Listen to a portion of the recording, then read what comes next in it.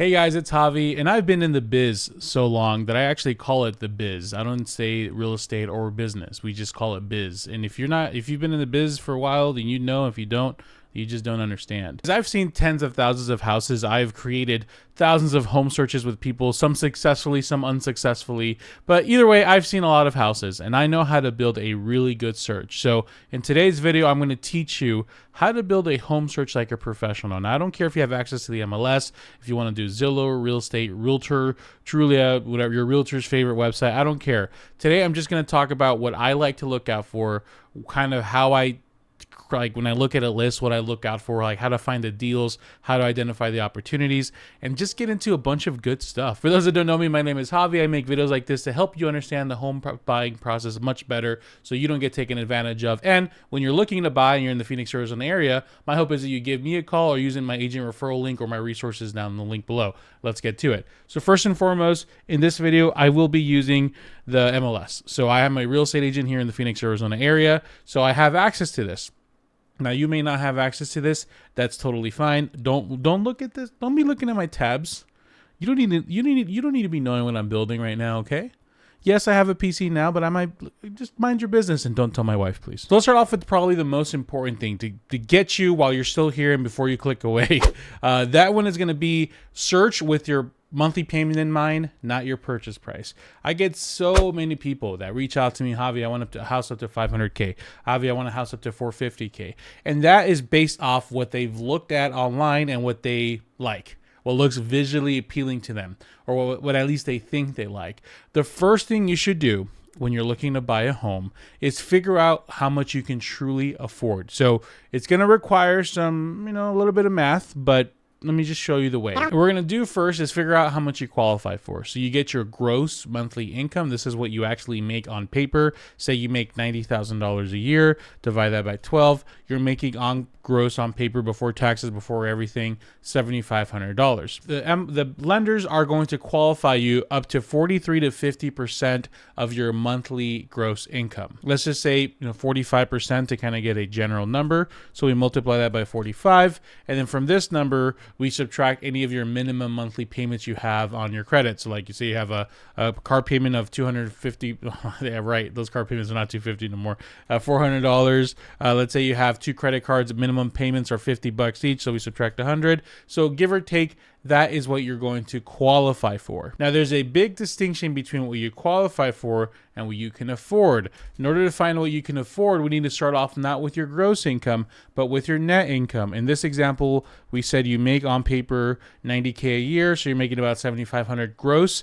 Well, really, after taxes and insurance and everything, you're probably maybe taking home 80% of that. So basically, from this point on, you're gonna be based off a rule, right? And there's basic rule of thoughts out there, and essentially all these rules revolve around one number: what percentage of your monthly take-home income should be your mortgage? And if it exceeds that amount, you are house poor or house broke or whatever it is you want to call it. So there's a conservative route, which is 20-25%. Then there's the 2022-2023 norm. So I'm just reporting the facts here. Most of the people I help buy are between 30 to 40%. The ones that are 40%, they're doing it with a big air of caution. Maybe their spouse is like currently on the leave, and then he or she's planning on start working in the next 6 months to a year, or there's like something that's coming that's going to really alleviate that. Even if it's just a little bit of income, there's something that's going to alleviate it and hopefully get them from 40 to like 30 or 35. Or maybe they just have low debts or whatever the case is. So this just did exactly what I just showed you how to do. So you put your gross income, your net monthly income, and it spits out these different variations for you. For the mortgage calculator, of course, I have one too, but really they all use the same formulas. It should be pretty relatively simple. So once you have that number, so in this case, you want to stay around 2,400, you probably have an idea what the prices range for in your area. So let's say we're looking at $400,000 houses. We're doing FHA loan, which is about 3.5% down. And let's look at the interest rates right now. We go to mortgage and use daily, and we're going to see the interest rates for FHA are about 6.25. Oh, nice. They're pretty low right now. So we're going to reduce that to 6.25. Going to adjust some numbers here for your insurance. I mean, I don't know it depends on your state. Okay. In this case, you might have to just do a quick Google search. So for example, let's say I live in Las Vegas. We can see here the average annual rate's $1,390. That's actually really cheap. I don't know if I trust that. Wow, I guess it is cheaper here. If you want to, double check and verify that, you can of course call your local insurance company just to verify that. But in this case, let's go with 1390. So put that here. Property taxes as well. We can probably Google that too. Let's look about 0.74%. So it's so it's about 1688. Okay. All right. Okay, Las Vegas. You guys have a lot of sin, but you guys seem to have cheap taxes and insurance. And your mortgage insurance, it depends on where you are. If you're going conventional, it depends on how sexy you are. No, I'm just kidding. How high down payment or high credit score you have. For FHA, it's always going to be at 0.55. So we're just going to take this number, plug it in there. And this gives us an idea of our monthly payment. So $400,000 with this down payment and interest rate will not make that happen. So from here, you kind of have to just figure it out. So do we have to reduce the price?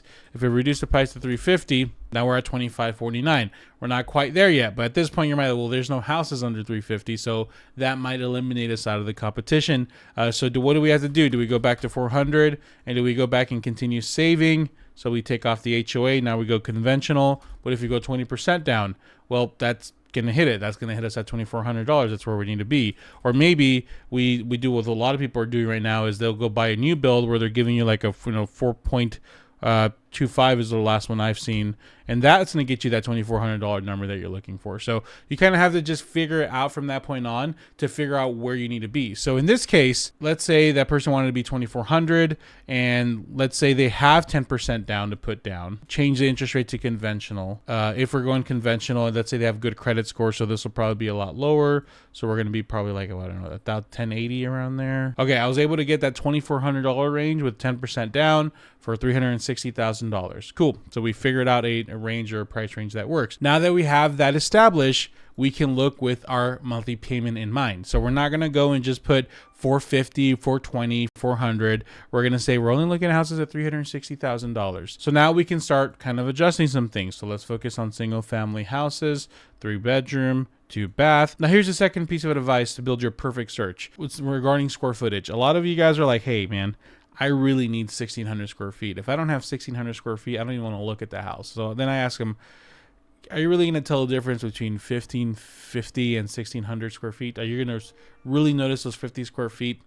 Probably not. On average, what I've seen from people is they have like 100 square feet tolerance. So if your square footage minimum is, say, 1,500 or 1,600, reduce it by about 100 or 200. I know it seems crazy, but just trust me. You're going to start really, it's all about the layout of the house. It's not about how much square footage a house has. I've seen 1,200 square feet houses that are laid out really well that seem very big. I've seen 30,000 square feet houses that just feel exhaustingly tiny because they're just not laid out well at all. So whatever your starting square footage range is, give it a generous boost about 100 to 200, and you're going to have a lot more options because you're not going to settle for a 1,400 square feet house if you're looking for 1,600, but you might settle for a 1,480.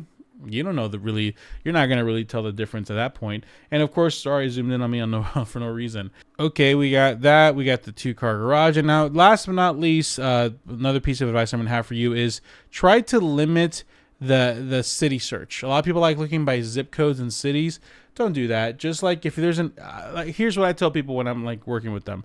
Draw a border of your country, of your ideal country. Where are your border walls at? Maybe not the best term in Phoenix, Arizona right now. Things are kind of a little spicy down here, but we draw like a map of your border. So let's say, I'm looking to buy here in North Glendale. We're going to go no more north than Deer Valley, no more west than 83rd, no more east than 43rd, no more south than Greenway. Okay, draw a nice little square, and that's going to do a few things for you. It's going to limit you, this is really helpful because a lot of times our cities are kind of just laid out a little wonky. So like if I were just to put Glendale in this specific map, everything like right here from 51st to 43rd Avenue would have been cut off. And this little chunk here would have been cut off as well because that's technically be Peoria, I believe, right? Yeah, Peoria and Phoenix. So it's better just to base it off a map search. So that way you have your little pocket. And then if you need to adjust it, you just increase the size. You stretch it out a little bit longer or do what you need to. Well, bad news. Looks like you built your search and there's nothing that popped up. This is exactly what's wrong with the housing market right now. We have a very reasonable monthly payment amount that some people still might find too high, and we see that this area just doesn't work. We're gonna have to just modify the search here. This is actually funny this is happening because this literally happens like all the freaking time where people are like want to be in a certain area. It's actually not a bad tip. I'm gonna make this a tip on the fly here. Don't restrict yourself to a location if you're budgeting, because right now, like here, we put this area and we have nothing popping up. So if I remove it, we can start identifying what areas would work. You start identifying, okay, where can I buy? This is an age restricted area, so let's remove the age restricted and let's put not age restricted. And your local Zillow search or whatever you're using should have a ability to remove that. So no age restricted. We're getting a lot of houses here. So we're starting to identify, okay, some older homes here in the Glendale downtown, not downtown, but more centralized Phoenix, Glendale area. We got some areas here at Surprise and El Mirage. And we got some near houses up here in Buckeye scattered out here. So we're identifying some areas. And now from here, maybe you pick out a house or two from each area and you start driving around and figuring out. So yes, it's possible you end up settling on up here. You're like, okay, this area seems decent. I drove around already. Let's narrow it down. This is the area you want to be in now. So we have a specific map search. We have it very based off our actual monthly payment. We remove the age restricted because we're not trying to buy in a retirement community. And our square footage is generous. So remember how I told you those 100, 200 square feet make a difference? If we were still focusing in on 1,600, only 2 options would pop up. It's important to just get more options. You want to go out there and just see how 1480 feels like versus 1520. You're not going to know for sure if you like it or don't like it until you actually see the house. But anyways, when we're looking at the search, the last tip I have for you is, you see the big old green letters right here? Don't fall for it. So don't prioritize new listings if you just are starting out your search. New listings get all the love and all the attention because, I mean, they literally giant green words pop up. New listing, price reduced, or freaking back on market, whatever the case is. Those are the ones that are being thrown at your face because that's new. All these home search sites are just data collecting. That's all they're doing. And they're going to put what's in front of you, what's going to attract you the most or keep you on the website longer. Like, everything is just collecting data from you. So what you want to do instead, you want to focus on the days on market. I don't know if most searches, they might have the ability to do this. Days on market is going to be crucial here because if there's anything over 150 days, I mean, take a peek at it, but they're probably a little delusional. A house that's reasonably priced well will sell quickly. And if they're not consistently reducing the price, then that means they're just not, like these people have been on the market for 200 plus days. They've had it for 355 and they haven't bothered reducing it once. Do you think they're going to take your lowball offer at 330? Do you think maybe they've already received other offers? They're just not willing to work. So if they're not willing to just be reducing consistently, then they're probably not like actively trying to sell, I guess. I don't know a better way of saying that. But anyways, you look at the houses that have maybe more than 2 weeks. The first 2 weeks, it's human nature. When you put your freaking little iPhone on Facebook Marketplace let's say it's worth $1,000 and you're putting it on, for use for like $700. If someone comes and hits you, hey man, will you take $500 for it? You're going to say, I'm not going to flip. Let's just flip off that person. I'm not going to do it for YouTube. I don't want to get demonetized. But you're going to just say, hell no, I'm not going to do that. You out of your mind? Let's say that listing's been up for about 30 days. And man, you need that money. Shoot, man, it's Timmy and Tommy's birthday next week and could use some cash right now. And you get that message, hey, will you take $500 for this? You're like, This actually doesn't sound too bad. So it's the same concept. Well, these people, the first week or two, they're just going to be delusional. They're going to think, well, not delusional. They're just going to have a lot of hope, right? You can try lowballing them. You can try offering them less. They're just going to say, we're just going to keep holding off because that perfect offer is just right around the corner. You know that freaking cartoon where that guy is mining and then one guy decided to give up and the other guy decided to make it to the diamonds? That picture has freaking done so much harm to our society. How many gamblers freaking look at that picture as motivation to keep going? But anyways, that's them, right? They're still very much in the phase where if we just keep waiting, right? If them mining is waiting, we keep waiting for it. We're gonna find that perfect offer that's gonna come. Yet what they don't realize is the more time it's on the market, the less desirable it becomes. So after 2 weeks, they start getting a little bit more, willing to work with you, right? So we're going to focus on those, 20 days. Like this one's not bad. They reduced the price. They've been on the market. They were listed through 365. Reduced to $10,000. Have been on market for 24 days. Now we're talking, right? Now they're probably going to play a game, because the end of the game. Here's another one. They haven't reduced the price, but in the market for 30 days. I don't know. Might be willing to play ball, but you guys get the point. We're not here to buy something new and fresh, right? If we wanted to do that, we'd go get a new build and get a really cheap interest rate. What we're here to do is to swing our leverage around, because if you're buying a house right now and you are in buyer's market, which majority of markets are, granted there are some cities that out there in the country that are still very like seller swing for some reason, but majority of everywhere else it's probably buyer centric. And if a seller is not willing to realize that, then that's not our fault. Let me tell you a story. I had a client of mine who purchased their home, I think 2-3 months ago, and we were under contract. House came on the market right away. Really liked it. We went under contract, and we asked for some pretty reasonable things during the inspection. I mean, we were pretty good on price, pretty low on closing costs. I believe that we found some mold in the bathroom, and the roof was in terrible shape. We went back and forth during the inspections. We're like, okay, fine, we don't need a new roof, but this mold issue is pretty serious. We want them to remediate it. It was going to cost them maybe $5,000 or $10,000. The listing agent told me the seller has been doing this for a very long time. They're an investor with a lot of knowledge. They know this market like the back of their hand. They know they're going to sell this for right away. They're not going to offer anything. They're just nothing. They weren't willing to work with us on any number, any repair.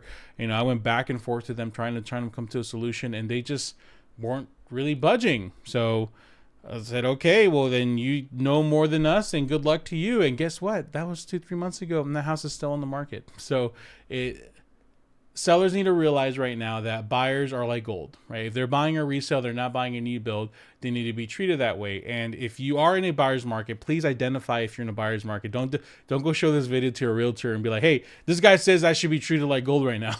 Verify it's a buyer's market. But if it is, then they need to know that, and they need to be willing to work with you. So, getting 10, 15, 20,000 off the price, getting closing costs paid for, getting a little bit extra for concessions should be doable. I'm not saying you're going to go in there and get it $50,000 cheaper or $100,000 cheaper. You have to be reasonable, but it should be in your favor. So what do you guys think? Any extra tips you guys want to give to the people out there? Let me know in the comments below. If any of these resources if any of these spreadsheets interested you, if you're interested in downloading any of the spreadsheets I showed you in today's video, you can check them out on the Homebuyer HQ, available via my Gumroad, which you just click on the description below. Thank you guys so much. I appreciate you, and I'll see you on the next one.